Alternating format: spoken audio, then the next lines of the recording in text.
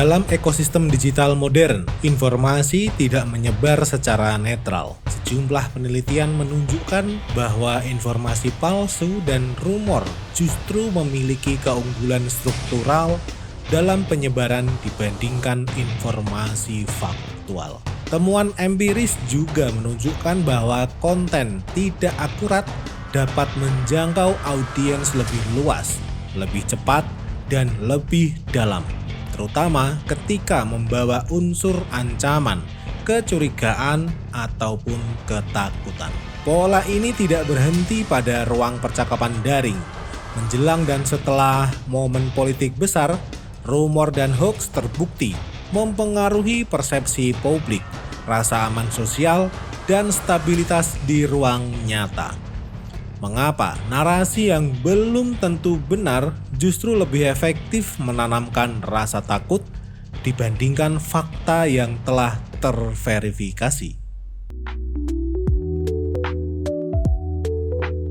Hai teman baca, setiap hal besar terlahir dari gagasan kecil.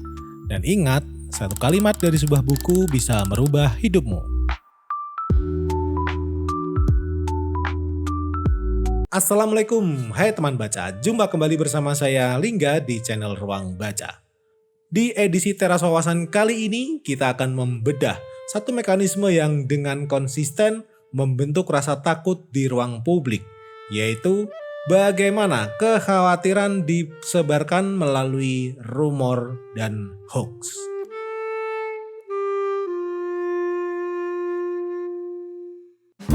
Dalam kajian sosial dan psikologi, rumor bukan sekedar kesalahan informasi. Ia muncul sebagai respon terhadap situasi yang tidak jelas. Ketika kebutuhan akan kepastian lebih cepat hadir dibandingkan ketersediaan fakta yang terverifikasi. Mekanisme ini mulai menunjukkan dampak sistemik sejak 2014. Periode ini menandai perubahan penting, yaitu media sosial tidak lagi hanya menjadi ruang interaksi, tetapi saluran utama pembentukan persepsi publik dalam isu politik dan kebijakan.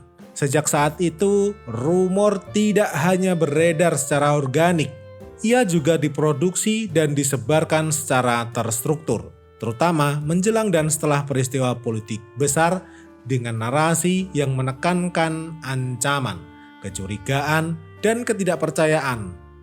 Akibatnya, kekhawatiran publik sering terbentuk lebih cepat daripada pemahaman. Klarifikasi dan fakta yang datang belakangan tidak selalu menjangkau audiens yang sama luasnya dengan rumor di awal. Di titik inilah rumor berhenti menjadi sekedar gosip. Ia berfungsi sebagai mekanisme distribusi ketakutan dan dampak nyata terhadap kepercayaan sosial, legitimasi institusi, dan stabilitas publik.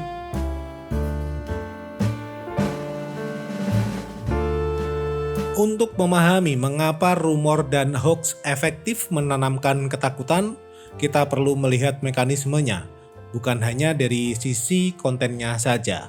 Untuk memahami mengapa rumor dan hoax efektif menanamkan ketakutan, kita perlu melihat mekanismenya, bukan hanya dari sisi kontennya saja.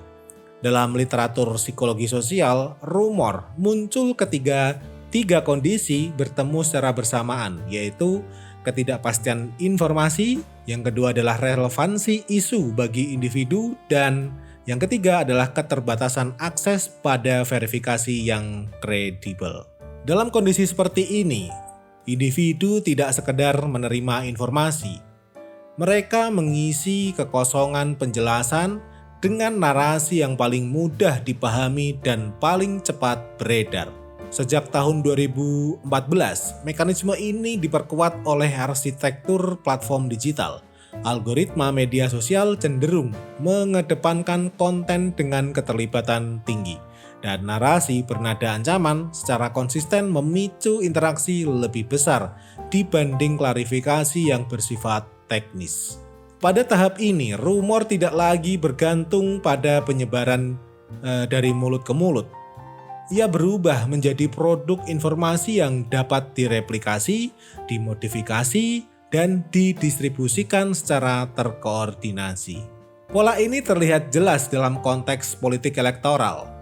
Narasi kecurangan, ancaman terhadap kelompok tertentu, atau delegitimasi institusi ataupun personal diproduksi berulang kali dengan struktur yang serupa, menargetkan rasa aman publik. Ketika rumor seperti ini terus berulang, dampaknya bukan hanya kesalahan informasi.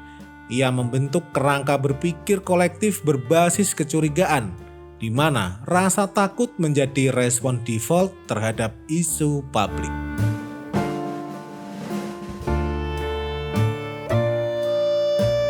Jika mekanisme rumor kita lihat secara utuh, maka dampaknya tidak berhenti pada kesalahan informasi.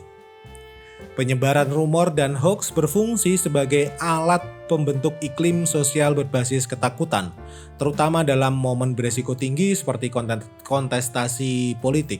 Ketika narasi ancaman beredar berulang, publik tidak lagi menilai isu berdasarkan bukti satu persatu.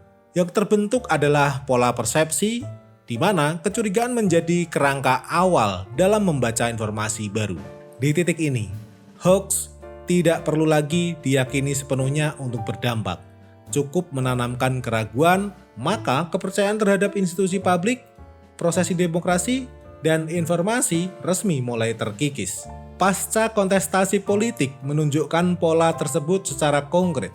Narasi kecurangan yang tidak terbukti secara hukum tetap mampu mendorong ketegangan sosial dan tindakan kolektif, meskipun klarifikasi resmi telah tersedia. Dalam kerangka ini, rumor dan hoaks tidak lagi bekerja sebagai pesan individual. Mereka berfungsi sebagai instrumen struktural yang memanfaatkan ketidakpastian, algoritma platform digital, dan dinamika sosial yang mendistribusikan ketakutan secara sistemik. Pertanyaannya bukan hanya soal benar atau salah, melainkan apa yang terjadi pada masyarakat ketika rasa takut menjadi dasar utama dalam merespon isu publik.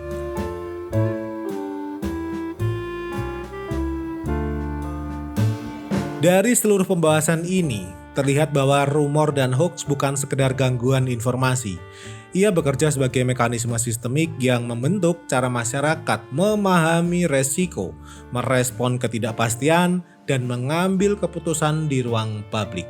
Dan ketika ketakutan tersebar lebih cepat daripada klarifikasi, yang berubah bukan hanya apa yang kita ketahui, tetapi bagaimana kita menilai realitas sosial itu sendiri. Dan disinilah ruang baca menempatkan pembahasan ini.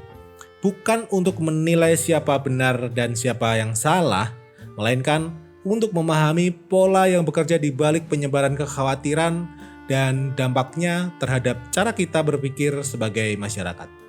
Demikian Teras Wawasan kali ini. Di setiap diskusi selalu ada wawasan baru. Jaga emosimu, buka pikiranmu, dan pahami kembali pola yang bekerja di balik keputusan-keputusan kita. Assalamualaikum.